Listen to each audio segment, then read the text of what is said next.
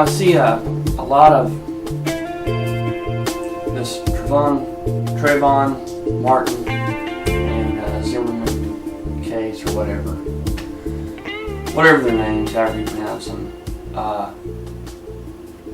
I see so many people, especially after the verdict came out, talking about if Zimmerman if he was black, we know what would have happened. You can finish the sentence. I think Michael Moore had a quote, something about, do I even need to finish the sentence? He said something to the effect of, if Zimmerman were black, do I even need to finish the sentence? What everyone's implying is that if he was black, that he'd have been convicted. Well, he's a minority too. He's Hispanic, I believe. Either way, he's not Caucasian, and so that kind of throws a stick in the road there, and it's amazing to me how many people are just forgetting all about that. But it seems that question is the wrong question to ask. The question should be, if Trayvon were white, would the verdict have been the same?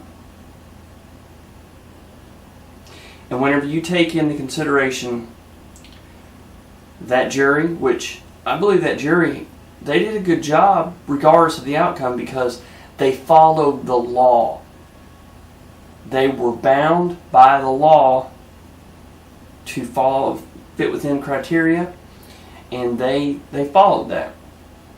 They did a good job. They did their job. Let's put it that way, regardless of the outcome. But whenever you ask yourself, if Trayvon was white and that had happened to him, if a white boy had been shot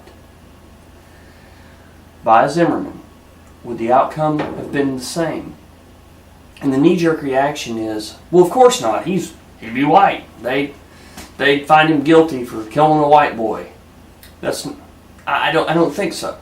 I think that whenever you take in consideration the jury and the diligence that they took to follow the law, the evidence speaks for itself. But whenever you take all those things into consideration, if he was white, they would have still found Zimmerman innocent for killing a white kid. The jury and the evidence in this case was not about race.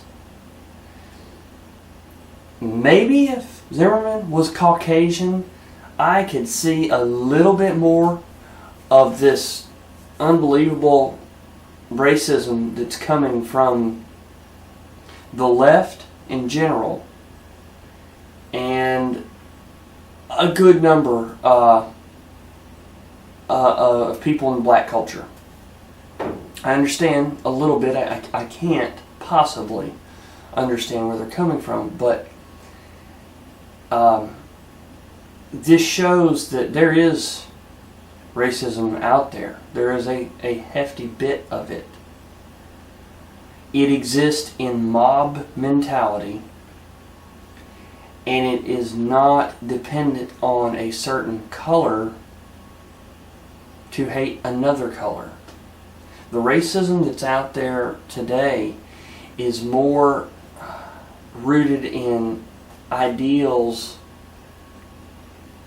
not of skin color, but of culture. You've got as many vocal leftist people that are white up in arms over this ruling. And they had the left and Obama, and then they had so much invested in this case. It was behind the scenes. But this case was a big deal politically, and as far as the gun control crowd and their purpose, what they're trying to do to stop guns, keep you and I from having guns. They had a vested interest in Zimmerman being found guilty. That's why there's evidence that the DOJ was helping to organize protest, was funding different things. That's why Obama himself, the President of the United States. Now I'm not saying that anyone's child's death is trivial or petty, but for the President of the United States to involve himself in any single murder of an individual, any crime, especially when it's not an international event, and it's not a mass shooting or anything like that. It was an event that happened. They happen all the time. They happen all over this country, all over the world. But for the President to involve himself in that and put a personal note, that tipped his hand. That shows just how important it was for them to win this case. Them as in the left and the gun grabbers. This case and an individual protecting himself with a firearm goes against everything they believe in, everything they stand for. It goes against it all. This case was a big win for everyone in this country to be able to defend themselves. With that being said, Zimmerman made mistake after mistake after mistake. There are, and most of your good trainers out there, most of your good instructors, firearms instructors, are on board. They get it. They know the do's and don'ts, the basic things that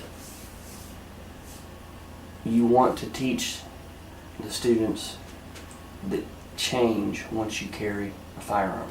Once you make that decision, your life is going to be inconvenienced whenever you make the decision to carry a firearm. It is inconvenience. It's uncomfortable a lot of times. Depends on the firearm you carry. You got to make a commitment to train. If you don't carry one. You've got to, normally like road rage incidences and stuff, whenever you would flip that guy off that just cut you off or just flipped you off, you get up beside him and you flip him off. You show him what you think of him. Tell him he's number one. But you don't do that stuff anymore whenever you carry a gun. You don't go looking for trouble. Whenever you are choosing the route where you're going to go, you have to be less bold. And see, the left and the gun grabbers and the people that don't understand, they genuinely think that all of us that carry firearms on a daily basis to protect ourselves, that it instantly makes us bold and brash, and we go looking for trouble and we flaunt it and we think we're hot stuff because of it. It's just the opposite. There are your bad apples. There are the guys out there that they want that gun just so they can show it off. They want that gun just to say it. That's the wrong type of person to have a gun. You know, the thing, some of those guys, they get training and stuff, but if they're getting training from the right place or the training was working, they would change their attitude. But any of you guys that are watching this, if you are, you're probably into guns. And hunters, you guys are the worst about this. Because you guys have been around firearms all your life. You've been shooting, you can probably shoot better than me and half the instructors out there. But you've spent, for the most part, this may not be every guy, don't send me a bunch of hate mail because of this. I understand there's exceptions to the rule, but by and large, most of the hunters that are out there, they've spent most of their time using a long gun to hunt something that was trying like hell to get away from them. And not as smart and not armed. Maybe a hog, something like that, a bear. Yeah, I get it. But for the most part, that was the deal.